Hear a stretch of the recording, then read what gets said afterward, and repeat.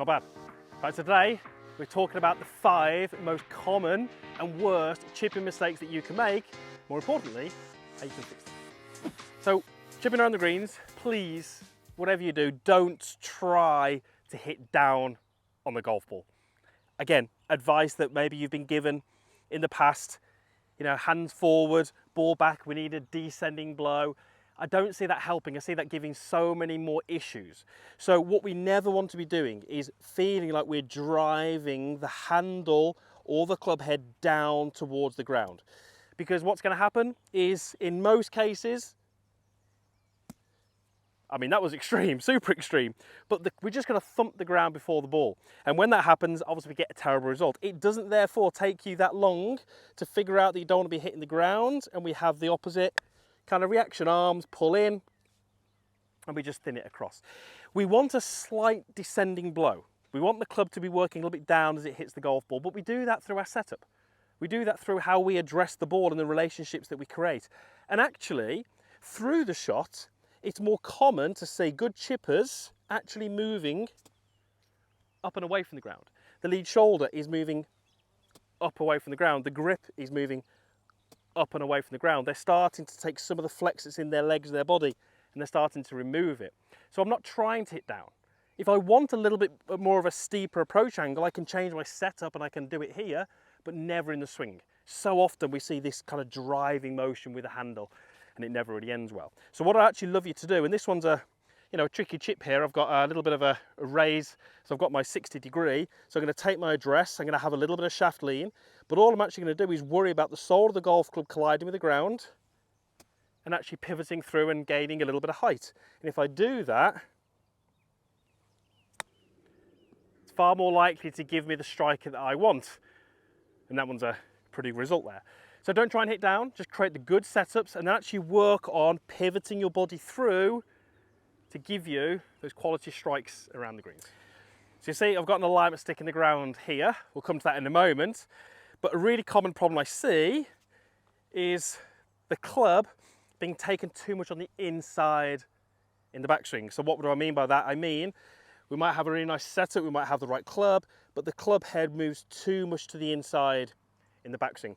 The reason that's problematic is because when the club moves inside, if you'll see from that face on camera, the club head doesn't tend to move a huge amount upwards. It tends to stay quite low to the ground. If I take the club straighter back, you'll notice that the club head moves more up.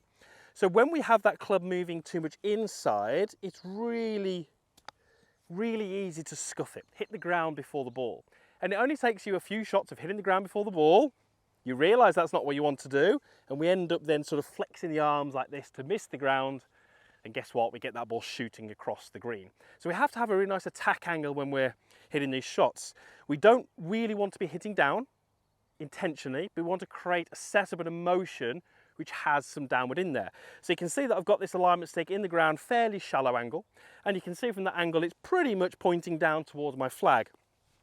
If I set my golf ball just over the width of a club head away from the alignment stick, take my setup, and then I can just work from here. The more I take it inside, clearly I'm going to get some feedback from that stick. So it really helps me move the club on a better motion back and through.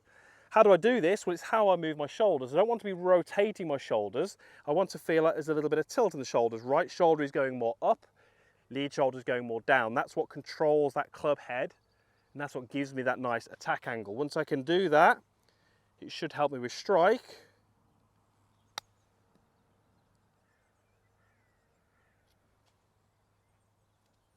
And I nearly hold that one, I just needed to hit it a little bit harder. So don't take it on the inside, try and take it straighter back. It's going to help you with your chipping. Right, using too much loft. I see this all the time. I've been on the course so many times with students and they've just dived in there for the 60 or the 56, and it's often not the best club. Yes, of course, I can stand there with the highest lofted club in my bag and I can hit a shot and get it close, but more often than not, it's going to be more difficult to get it close with that club. Put those high lofted clubs away when there's nothing between you and the flag, as you can see here. It will depend on the situation, but something like an 8 iron, a 7 iron, even a 6 iron is going to be a better option.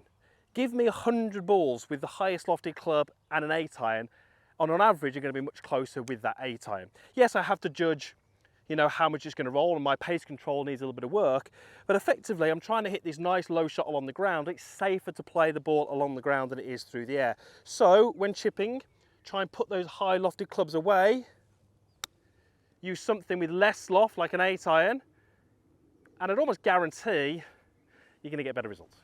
So another really common issue that I see is just people taking normal setups.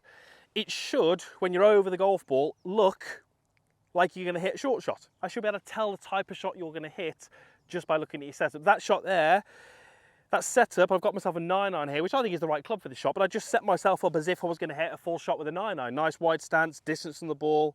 When we're chipping, we have to stand differently. We have to really narrow that stance, but a club width apart would be ideal. From this angle, we have to then shuffle and get nice and close to the golf ball. We have to raise the heel up a little bit. We have to have the hand a little forward. We have to look like we're hitting a really nice finesse shot around the green, not that first shot that we saw there. So we don't set up like we would for a full shot. We make this very, very different setup. Weight on the left, stern in front of the ball, and then from there, it's going to be much easier to hit those little chip shots around the greens. And had I read that correctly, I might have been even closer.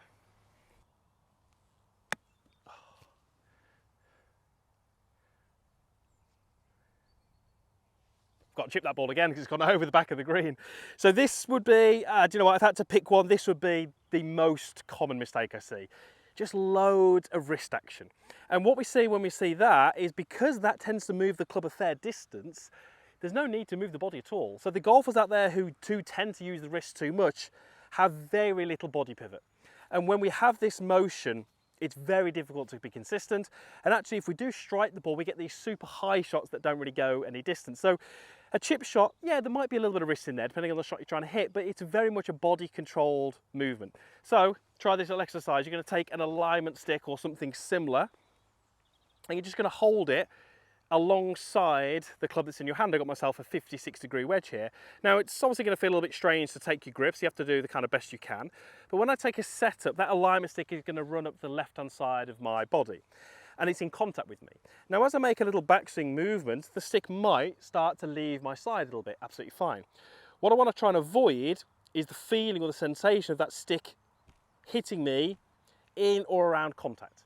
If it's hitting me, that means I'm trying to accelerate the club to the ball with my wrists. What I'm actually looking to do is start with a little bit of contact against my lead side. Let's see if we can get this to be in place a bit more securely. And then through the motion,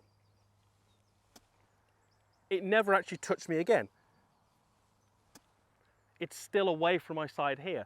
The reason for that is because I'm using my body pivot. You'll notice that, you know, on a shot that's no more than, let's call that 20 yards, I've still got a body pivot, I've still got the heel in the air, I've still got my body extending, and I've still got my arm structure and my wrists have been a little bit more passive.